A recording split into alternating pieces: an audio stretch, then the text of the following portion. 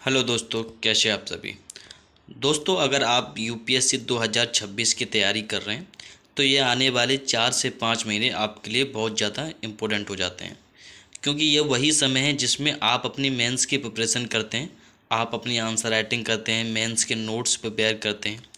तो आपकी जो तैयारी है वो बहुत ज़्यादा बेटर हो जाती है। और अगर आप इस टाइम में अगर आप आंसर राइटिंग नहीं कर रहे हैं या आपने अपने मेंस के नोट्स तैयार नहीं किए तो आने वाला समय आपके लिए बहुत ज़्यादा दिक्कतें पैदा कर सकता है।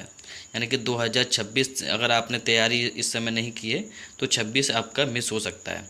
तो इसलिए अगर आपने अभी तक आंसर राइटिंग स्टार्ट नहीं की है या आप आंसर राइटिंग स्टार्ट करने की सोच रहे हैं तो उससे पहले एक बार आपको टॉपर्स की कॉपी को ज़रूर देख लेना चाहिए कि टॉपर्स कैसे लिखते हैं और क्या क्या उससे आप सीख सकते हैं, वो भी आज हम यहाँ पे देखने वाले हैं। तो आज हम यहाँ पे मोहनलाल की कॉपी देखेंगे जिनका 2023 में 53 रैंक आया हुआ था। तो इस यहाँ पे क्वेश्चन है, उपयुक्त उदाहरणों की सहायता से चर्चा कीजिए कि पर्यावरणीय दबाव समूह भारत में पर्यावरणीय नीतियों के संबंध में सार्वजनिक भागीदारी और अनुक्रियशीलता को कैसे बढ़ाते हैं। दोस्तों, इसमें सबसे पहले तो आपको आंसर राइटिंग करने से पहले कुछ चीज़ों का ध्यान रखना होता है। सबसे पहला जो महत्वपूर्ण पॉइंट है वो ये है कि आपको क्वेश्चन को ध्यान से पढ़ना है और जो क्वेश्चन की डिमांड है उस डिमांड को समझना है। ये डिमांड सबसे महत्वपूर्ण है, क्योंकि अगर इसमें ये मिस हो गई तो आपका पूरा आंसर गलत हो सकता है। तो सबसे पहले आपको यहाँ पे डिमांड समझनी है। तो यहाँ पे पर्यावरणीय दबाव समूह भारत में पर्यावरण नीतियों के संबंध में सार्वजनिक भागीदारी और अनुकूलशीलता के बारे में यहाँ पे बताया गया है। 10 नंबर का क्वेश्चन है। आइए देखते हैं कि टॉपर्स ने कैसे लिखा हुआ है। देखिए, इन्होंने यहाँ पे पर्यावरणीय दबाव समूह के बारे में यहाँ पे बताया हुआ है। तो आप भी अपने इसी तरह से आंसर स्टार्ट कर सकते हो। मैं आपको बताना चाहूँगा कि आपको इंट्रोडक्शन कैसे लिखना है। सबसे पहले तो आपका इंट्रोडक्शन 3 से 4 लाइन से ज़्यादा नहीं होना चाहिए। कोशिश कीजिए कि 3 से 4 लाइन में आपका पूरा इंट्रोडक्शन हो जाए। दूसरा, आप इंट्रोडक्शन में आप परिभाषा लिख सकते हो या आपके पास अच्छा डेटा हो, आप डेटा से स्टार्ट कर सकते हो। अगर आपका पेपर 2 है तो आप उसमें किसी आर्टिकल का रेफरेंस लें, किसी भी अनुच्छेद का।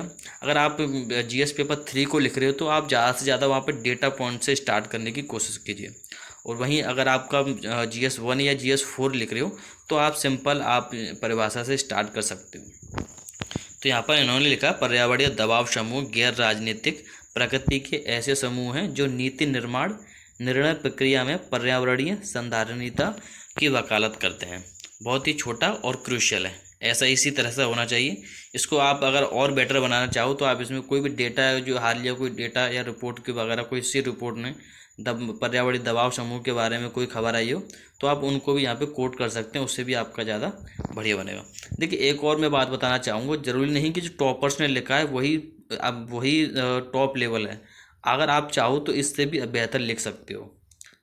ठीक, लेकिन आप क्योंकि टॉपर्स भी के जरूरी नहीं है कि जो टॉपर्स की जो बेस्ट से बेस्ट कापी हो, क्या पता उनकी ये कापी उतनी बेस्ट ना हो या वो उससे भी ज़्यादा अच्छी लिख पाते हो।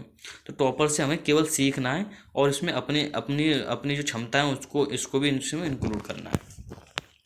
तो इसके बाद आपको ज़्यादातर देखिए, आपको अपना आंसर जो लिखना है हेड पैराग्राफ फॉर्म में नहीं लिखना है, वो पॉइंट में लिखना है। तो इस तरह से यहाँ पे जो पूछा गया था कि उसका सिंपल यहाँ पे आपको वही हेडिंग देना है जो यहाँ पे जो पर्यावरण समूह के बारे में पूछा गया था।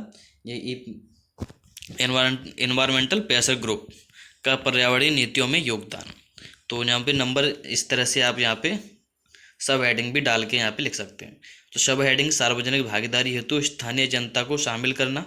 इन्होंने एग्जाम्पल दिया हुआ है किस तरह से कर सकते हैं। पर्यावरण प्रभावों के प्रति जागरूकता बढ़ाना। एक यहाँ पे ये सब हेडिंग में 2 पॉइंट लिए हुए हैं, साथ ही साथ एक उदाहरण भी दिया हुआ है। तो इस तरह से आप आगे इसी तरह से लिखना है।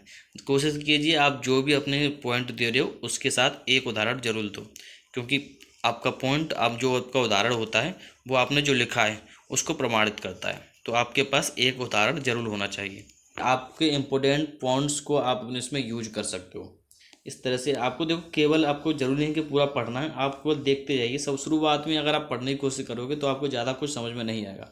अभी आप आंसर राइटिंग की शुरुआत फेस में है तो आपको क्या करना है, केवल आंसर अपनी कॉपी को केवल सीधा सीधा देखना है, ज़्यादा कुछ पढ़ना नहीं है, केवल देखना है कि अपना आंसर कैसे लिखते हैं, जैसे कि सबसे पहले हमने नोटिस किया कि क्या नोटिस किया, सबसे पहले आपको यहाँ पर जो आपको भूमिका लिखनी है वो 3 से 4 लाइन से ज़्यादा नहीं होना चाहिए। दूसरा, हमें आंसर पॉइंट फॉर्म में लिखना है, इस तरह से पॉइंट बनाने हैं। तीसरा, हमें हर जो भी आप लिख रही है उसका एक उदाहरण देना है, इससे आपका जो उत्तर होता है वो प्रमाणित होता है, जिससे आपको नंबर बढ़ने के चांसेस ज़्यादा होते हैं।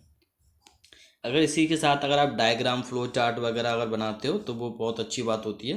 अगर इसी के साथ आप डायग्राम फ्लो चार्ट भी यहाँ पे बना सकते हो। तो देखिए, कुछ टॉपर्स बताते हैं कि निष्कर्ष नहीं लिखना चाहिए, कुछ टॉपर्स बताते हैं कि निष्कर्ष लिखना चाहिए। ये आप पे डिपेंड करता है, लेकिन मैं अपनी अगर पर्सनल राय बताऊं तो आपको एक निष्कर्ष तो जरूर लिखना चाहिए, चाहे वो 2 लाइन का हो क्यों ना हो। आप एक अच्छा सा निष्कर्ष तैयार रेडी रखिए। देखिए, इसमें आपको इंट्रो और निष्कर्ष दोनों पहले ही आपके प्रिपेयर होना चाहिए। ऐसा नहीं कि आप एग्जाम टाइम पे जाके आप सोच रहे हो कि निष्कर्ष क्या लिखूं, इतना टाइम नहीं मिलता है। तो आपके नोट्स होने चाहिए, उसमें आपके इंट्रो और आपका यहाँ पे निष्कर्ष, ये दोनों ही पहले से पहले आपको पता होने चाहिए, याद होने चाहिए कि अगर इस क्वेश्चन से आता है तो आप किस तरह से यहाँ पे निष्कर्ष और इंट्रो लिखने वाले हैं। बॉडी को आप थोड़ा बहुत चेंज कर सकते हो, क्योंकि चुनौतियाँ पूछी हैं, क्या पूछा है, तो आप अपने आप से मैनेज कर सकते हैं। तो यहाँ पे इस तरह से 3 से 4 लाइन का अभी आप यहाँ पे इंट्रो डाल दें।